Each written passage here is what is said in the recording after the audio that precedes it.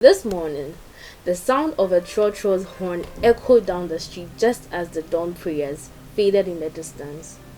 Life here starts early. The tomato sellers are already arranging their basins. The scent of groundnut soup floats from a chop bar nearby, and everyone seems to carry something on their heads, in their hands, or deep inside their hearts. Yesterday, we sat with the truth that the name of the Lord is a refuge. Today, we are being pulled deeper, not just to seek refuge, but to rise in response to oppression. In a small town up north, a teacher wakes up to prepare her lesson notes. But her mind is elsewhere. The school roof leaks, the children are hungry, and her own salary, delayed again, barely stretches to buy soup and gari. She's prayed for change, but the system is like a fat king on a throne, unmoved, untouched, unbothered. Judges 3:15 through to 31 speaks right into that. The Israelites cried out again.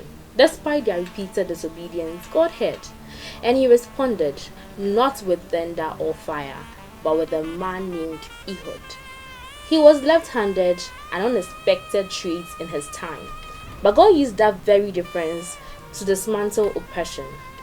Ehud's mission wasn't flashy, it was slow, strategic, risky. He didn't just pray, he acted. In his obedience, God brought down Eglon, the Moabite king who had burdened Israel for 18 years. It's easy to miss how radical that is. Ehud wasn't powerful by human standards. Left-handedness wasn't celebrated. But the very thing that set him apart became the door through which deliverance came. It's a reminder. God doesn't wait for ideal conditions. He often works through what others overlook. And then there's Shamgar. Just one verse. But what a verse. He used an ox guard, a basic farming tool, to strike down 600 Philistines. No military training, no fancy sword, just availability. That's often all God needs.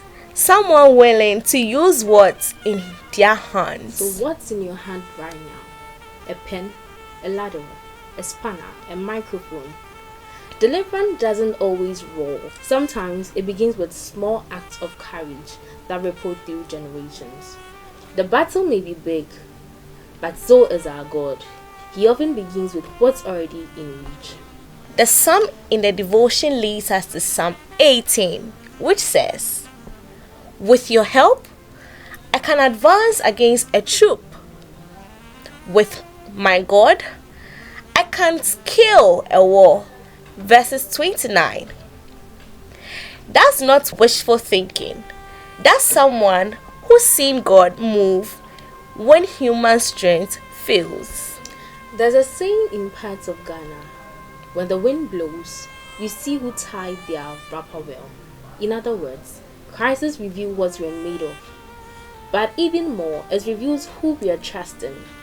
Ehud tied his wrapper in obedience. Shamgar tied his in faith. God did the rest. Let's pause here and lean into prayer together. Meditate again on Psalm 18 verse 29 and 34. Thank the Lord for helping you to fight your battles, seen and unseen. You may feel unseen today, unqualified, outnumbered, but that's never stopped God before.